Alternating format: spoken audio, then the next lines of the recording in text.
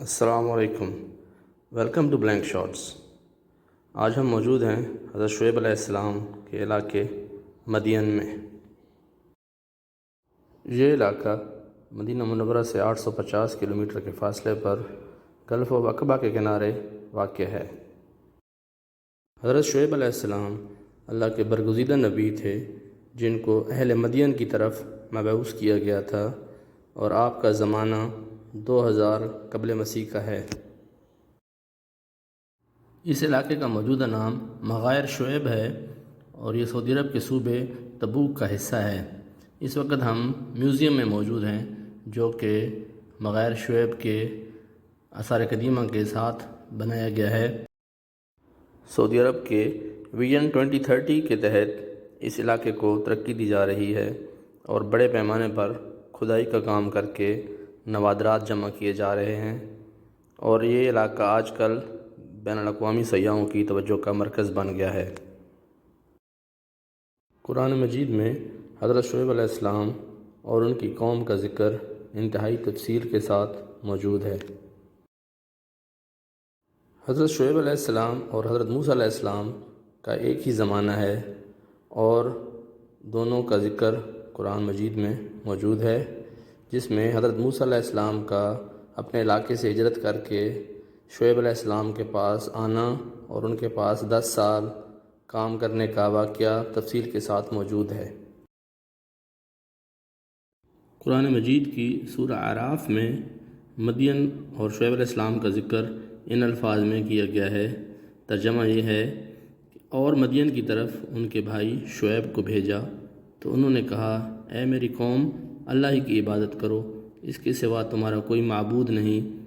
تمہارے پاس تمہارے پروردگار کی طرف سے نشانی آ چکی ہے، تو تم ماپ اور توڑ پوری کیا کرو اور لوگوں کو چیزیں کم نہ دیا کرو، اور ملک میں اصلاح کے بعد خرابی نہ کرو۔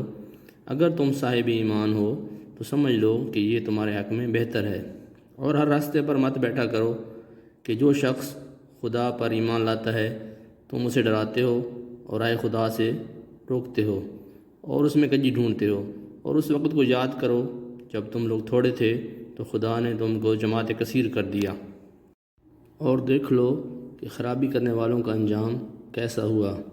اور اگر تم میں سے ایک جماعت میری رسالت پر ایمان لے آئی ہے اور ایک جماعت ایمان نہیں لائی تو صبر کیے رہو یہاں تک کہ اللہ ہمارے اور تمہارے درمیان فیصلہ کر دے، اور وہ سب سے بہتر فیصلہ کرنے والا ہے۔ تو ان کی قوم میں جو لوگ سردار اور بڑے آدمی تھے وہ کہنے لگے کہ اے شعیب، یا تو ہم تم کو اور جو لوگ تمہارے ساتھ ایمان لائے ان کو اپنے شہر سے باہر نکال دیں گے، یا تم ہمارے مذہب میں آ جاؤ۔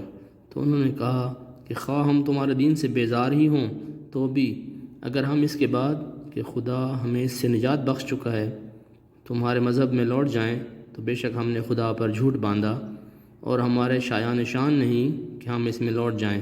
ہاں، خدا جو ہمارا پروردگار ہے وہ چاہے تو ہم مجبور ہیں۔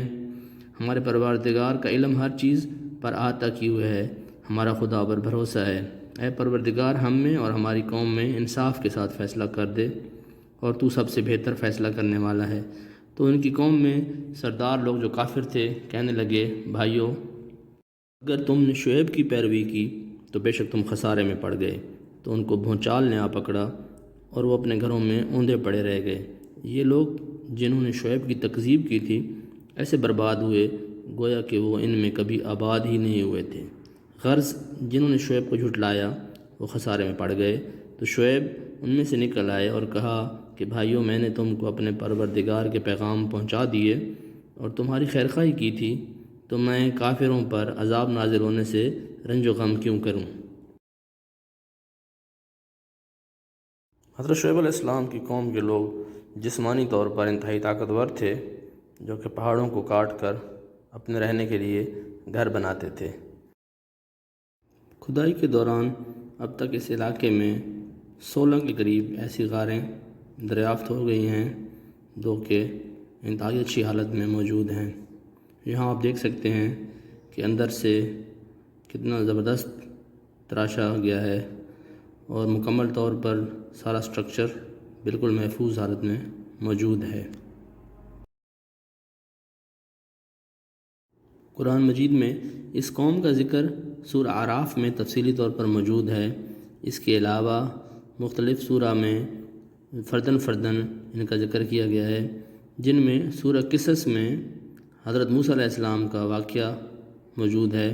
اس کے علاوہ سورہ توبہ میں بھی اللہ تعالیٰ نے اس قوم کے بارے میں باتیں بیان کی ہیں، کیونکہ اس قوم پہ عذاب نازل ہوا تھا، اس لیے جہاں بھی عذاب کا ذکر آیا ہے تو اس قوم کو خاص طور پر وہاں پہ مینشن کیا گیا ہے۔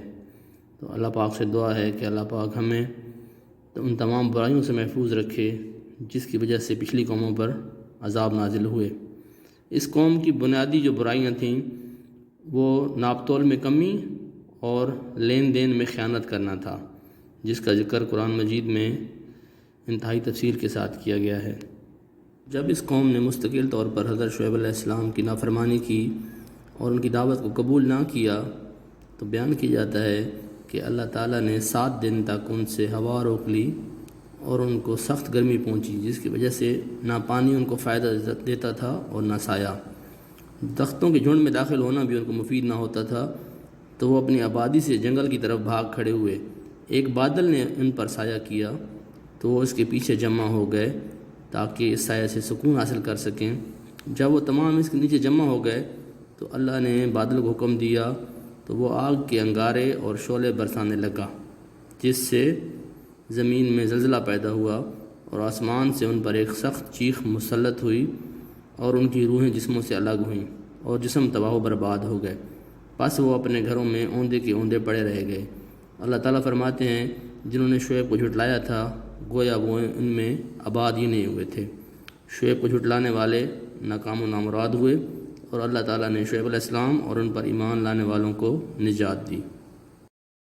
ان پہاڑوں کے ساتھ موجود وادی میں وہ کنواں ہے جس کا ذکر سورہ قصص میں حضرت موسیٰ علیہ السلام کے واقعے میں کیا گیا ہے کہ جب حضرت موسیٰ علیہ السلام اپنی قوم سے نکل آئے تو وہ کچھ وقت کے بعد مدین پہنچے اور وہاں پہ آپ نے دیکھا کہ لوگ جانوروں کو پانی پلا رہے ہیں اور 2 عورتیں اپنی بکریوں کے ساتھ بیٹھی ہوئی تھیں۔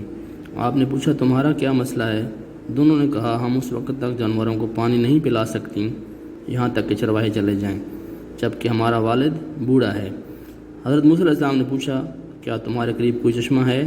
دونوں نے کہا نہیں، مگر ایک کنواں ہے جس پر وہ ایک پتھر ہے جس نے کنویں کو ڈھانپ رکھا ہے، جس کو اٹھانے کی طاقت نہیں۔ حضرت موسیٰ نے فرمایا دونوں چلو اور مجھے دکھاؤ۔ دونوں حضرت موسیٰ علیہ السلام کے ساتھ چلیں۔ حضرت موسیٰ علیہ السلام نے اپنے ہاتھ سے پتھر ہٹا دیا اور اسے کنویں سے دور کر دیا، پھر ان کے جانوروں کو ایک ہی ڈول نکالا اور ریوڑ کو پانی پلا دیا، پھر پتھر اسی جگہ رکھ دیا، پھر آپ سائے کی طرف چل پڑے اور اللہ تعالیٰ سے دعا کی۔ ان دونوں بچیوں نے آپ کی بات سن لی، دونوں اپنے باپ کے پاس گئیں۔ باپ نے دونوں کو جلدی آنے کا پوچھا اور تعجب کا اظہار کیا۔ دونوں بچیوں نے بتایا حضرت شعیب نے کہا کہ اس کو بلا لاؤ۔ عربی میں کنویں کو بئر کہتے ہیں، تو آج بھی اس جگہ پہ بئر موسیٰ کے نام سے وہ کنواں موجود ہے جہاں سے حضرت موسیٰ نے حضرت شعیب علیہ السلام کی بکریوں کو پانی پلایا تھا۔ آج کل ڈیولپمنٹ ورک کی وجہ سے اس سائٹ کو عارضی طور پر بند کیا ہوا تھا، تو وہاں ہم لوگ نہیں پہنچ سکے، لیکن وہ یہاں سے تقریباً 5 کلومیٹر کے فاصلے پر وادی میں بئر موسیٰ کے نام سے موجود ہے۔ قرآن کریم کی سورہ قصص میں واقعہ موجود ہے کہ ان دونوں بچیوں میں سے ایک بچی شرماتی لجاتی ہوئی حضرت موسیٰ علیہ السلام کے پاس آئی، جو کہ ابھی ان کے پاس درخت کے نیچے موجود تھے، کہ میرا باپ تجھے بلاتا ہے تاکہ تجھے اس عمل کی اجرت دے جو تو نے ہمارے ریوڑ کو پانی پلایا ہے۔ تو وہ بچی حضرت موسیٰ علیہ السلام کے سامنے چلنے لگی، تو حضرت موسیٰ نے اسے کہا میرے پیچھے چلو، کیونکہ میں ابراہیم کی نسل سے ہوں، میرے لیے تجھے دیکھنا حلال نہیں، اسے اللہ نے مجھ پر حرام کر دیا ہے، مجھے میرے رستے کے بارے میں بتاؤ۔ اس بچی کے والد نے بچی سے کہا کہ تو اس کی قوت اور امانت کے بارے میں کیا دیکھا ہے؟ تو بچی نے ساری بات بتائی۔ بچی نے کہا جہاں تک اس کی قوت کا تعلق ہے تو اس نے اکیلے ایک پتھر کو الٹا دیا، جبکہ اس پتھر کو لوگوں کی ایک جماعت الٹ سکتی تھی۔ جہاں تک اس کی امانت کا تعلق ہے اس نے کہا کہ میرے پیچھے چلو، اور مجھے راستہ بتاتی چلو، کیونکہ میں حضرت ابراہیم کے خاندان کا ایک فرد ہوں۔ اللہ نے جو چیز حرام کی ہے وہ مجھے حلال نہیں۔ حضرت شعیب علیہ السلام نے حضرت موسیٰ علیہ السلام سے ان کا حال احوال دریافت کیا، تو حضرت موسیٰ علیہ السلام نے اپنا سارا ماجرا سنایا، جس پر حضرت شعیب علیہ السلام نے ان کو تسلی دی اور کہا کہ وہ گھبرائیں نہیں، اب وہ ظالم لوگوں سے بچ آئے ہیں۔ حضرت شعیب علیہ السلام کی ایک صاحبزادی نے اپنے والد سے کہا کہ ابا جان، ان کو ملازم رکھ لیں، کیونکہ بہتر ملازم وہی ہے جو کہ طاقتور اور امانت دار ہو۔ حضرت شعیب علیہ السلام نے حضرت موسیٰ علیہ السلام کو کہا کہ میں اس شرط پہ تمہیں اپنی بیٹی کا رشتہ دوں کہ تم میرے ہاں 8 سال ملازمت کرو، لیکن اگر تم 10 سال کر دو تو یہ تمہاری طرف سے احسان ہوگا۔ حضرت موسیٰ علیہ السلام نے کہا کہ میں جو بھی چاہوں مدت پوری کروں اور اس میں میرے ساتھ کوئی ظلم نہ ہو۔ اور وہاں پر حضرت موسیٰ علیہ السلام نے حضرت شعیب علیہ السلام کی ایک بیٹی سے نکاح کر لیا اور اس علاقے میں 10 سال تک حضرت شعیب علیہ السلام کے ساتھ وقت گزارا۔ حضرت موسیٰ علیہ السلام کی زوجہ کا نام صفورہ تھا، جن سے ان کی اولاد بھی پیدا ہوئی۔ اس کے بعد وہاں سے حضرت موسیٰ علیہ السلام 10 سال پورے کرنے کے بعد اپنی اولاد اور اپنی اہلیہ کو لے کر واپس اپنے ملک کی طرف چلے جہاں سے وہ آئے تھے۔ یہ وہ سارے واقعات ہیں جو کہ قرآن مجید میں انتہائی صراحت کے ساتھ پچھلی قوموں کے بارے میں موجود ہیں، اور اللہ تعالیٰ قرآن مجید میں فرماتا ہے کہ میں نے پچھلی قوموں کے لیے نشانیاں رکھ چھوڑی ہیں۔ تو یہاں پہ یہ چیزیں دیکھنے کے بعد بندے کا ایمان اور زیادہ تازہ ہو جاتا ہے کہ یہ وہ جگہ ہیں جہاں پہ پچھلی قومیں آباد رہیں، ان میں اللہ کے پیغمبر آئے، اور جنہوں نے اللہ کی نافرمانی کی تو انہوں نے اپنے لیے گھاٹے کا سودا کیا۔ جگہیں وہیں موجود رہ گئیں، سارے پتھر اور ساری بنی ہوئی چیزیں وہیں موجود رہ گئیں، لیکن ان قوموں کے نام و نشان مٹ گئے۔ یہ علاقہ کافی بڑے رقبے پر پھیلا ہوا ہے، کیونکہ حضرت شعیب علیہ السلام کی قوم خوشحال قوم تھی، اس لیے ابھی مزید کھدائی اور تلاش کا کام جاری ہے اور اس کو ایک بڑے پروجیکٹ کا حصہ بنایا گیا ہے۔ تاریخی شواہد سے پتہ چلتا ہے کہ مدین کے لوگ مٹی کے برتن بنانے میں کمال درجے کی مہارت رکھتے تھے۔ یوں سمجھ لیں کہ اس دور کے لحاظ سے مدین اپنے وقت میں مٹی کی کاریگری کا سینٹر آف ایکسیلنس تھا۔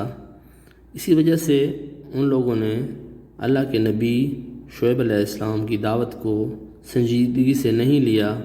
ان کا خیال تھا کہ وہ انتہائی خوشحال قوم ہے، اس لیے ان پر کوئی پریشانی نہیں آئے گی، اور انہوں نے اللہ کے احکامات جو شعیب علیہ السلام کی توسط سے ان تک پہنچے، ان کی صریحاً خلاف ورزی کی۔ تو جب تک شعیب علیہ السلام وہاں رہے وہ محفوظ رہے، اور جب اللہ تعالیٰ کی طرف سے عذاب کا حکم ہوا تو شعیب علیہ السلام وہاں سے چلے گئے اور ان لوگوں کو عذاب نے آ گھیرا۔ واقعی طور پر یہ علاقہ جبل مدین رینج کا حصہ ہے، جس کے عقب میں خلیج عقبہ اور اس کے پار صحرائے سینا ہے۔ قدیم زمانے میں یہ مقام عرب سے شام جانے والے تجارتی رستے پر ایک مشہور جگہ کی حیثیت رکھتا تھا، اور پانی کی موجودگی کی وجہ سے قافلوں کا ایک اہم سٹاپ اوور تھا۔ اس لیے یہاں پر تجارت اور مٹی کے برتنوں کی صنعت نے بہت ترقی کی، اور اس وجہ سے یہ قوم بہت خوشحال رہی۔ لیکن جب اللہ کا حکم آیا تو ان کی ساری چیزیں دھری کی دھری رہ گئیں۔ اس طرح سے ہمارا حضرت شعیب علیہ السلام کے علاقے مدین کا ٹور کمپلیٹ ہوا۔ یہ وہ جگہ ہیں جن کے متعلق ہم کتابوں میں پڑھتے تھے، تو جب آپ حقیقت کی آنکھ سے دیکھتے ہیں تو آپ کو اللہ کی قدرت یاد آتی ہے کہ ان چیزوں کا ذکر ہے قرآن مجید میں کہ یہ نشانیاں اگلوں کے لیے باقی ہیں، اور واقعتاً اللہ تعالیٰ نے ہماری عبرت کے لیے ان کو محفوظ کیا ہوا ہے۔ اس کے ساتھ ہی آپ سے اجازت چاہیں گے، اگر آپ کو ویڈیو پسند آئے تو لائک کریں، پسند نہ آئے تو آپ کی مرضی ہے ڈس لائک کریں۔ انشاءاللہ پھر کسی ویڈیو میں آپ سے ملاقات ہوگی، تب تک کے لیے اللہ حافظ۔